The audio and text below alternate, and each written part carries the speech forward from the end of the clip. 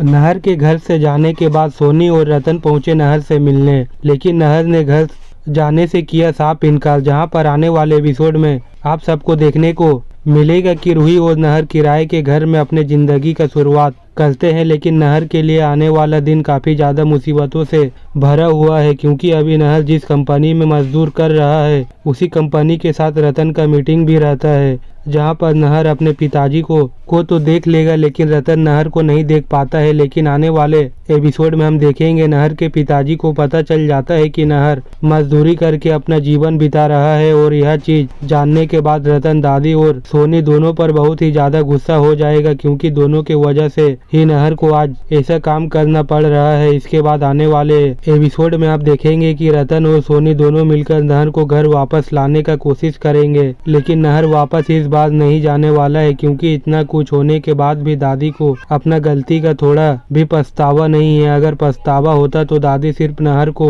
घर वापस लाने का बात नहीं करती, वह रूही को भी साथ में लाने के लिए बोलती। तो यह बात तो क्लियर है कि नहर अकेले घर जाने वाला नहीं है। जिसके बाद देखना यह है कि नहर का आने वाला जिंदगी कितना कठिनाइयों से भरा हुआ है। समर और जूही ढूंढेंगे नहर और रूही की ऐसे हालत देखकर समर को आएगा रोना, क्योंकि जहां अब नहर और रूही घर छोड़कर एक नए घर में पहुंच चुके हैं, लेकिन दादी रूही के लिए नफरत अभी भी खत्म नहीं हुई, क्योंकि जहां यह दादी और सोनी की करतूतों की वजह से हुआ है, मगर दादी अब यह मान बैठी है कि रूही की वजह से नहर ने घर छोड़ा है। इस बात को नजरअंदाज करते हुए कि दादी की हरकतों से तंग आकर नहर को रूही की भलाई के लिए ही यह फैसला लेना पड़ा, इसीलिए दादी गुस्से में अपने बाल खुला करके नहर को बिना रूही के घर में लाने का प्रण लेती है, जिसके कारण सोनी को एक बड़ा झटका लगता है, क्योंकि सोनी नहर के जाने से काफी उदास है और वह तो यही चाहती है नहर और रूही कभी भी इस घर में वापस न आए, ताकि सोरी संपत्ति उसके बेटे समर को मिले। तो वही नहर जैसे तैसे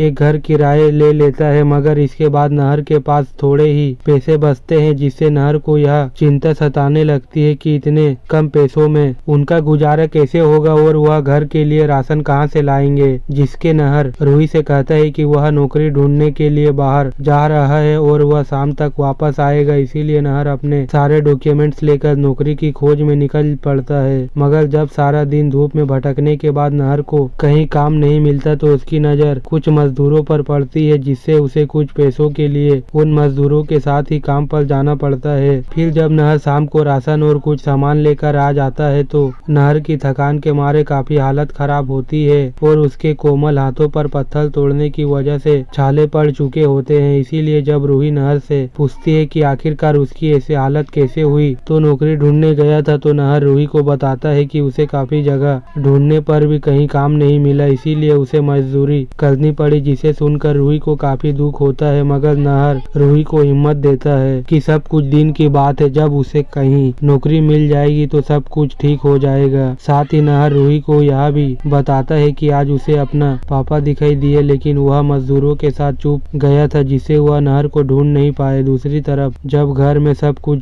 बिखरा हुआ होता है और सारे काम वैसे ही होते हैं, तो यह देखकर दादी सोनी पर गुस्सा होती है और वह सोनी से कहती है कि वह जल्दी सारा काम खत्म करके नाश्ते की तैयारी करे, जिसमें सोनी को काफी मुश्किलों का सामना करना पड़ता है और सोनी को रूही की कमी खलने लगती है, क्योंकि रूही सोनी को किसी भी काम में हाथ नहीं लगाने देती थी। तो वही जब रतन घर आता है, तो दादी और समर उसे पूछते हैं कि क्या उसे नहर का कोई पता चला, तो रतन बताता है उसने कुछ मजदूरों के साथ एक झलक नहर को देखा था, लेकिन वह इस बात को लेकर कंफर्म नहीं है कि वह नहर ही था।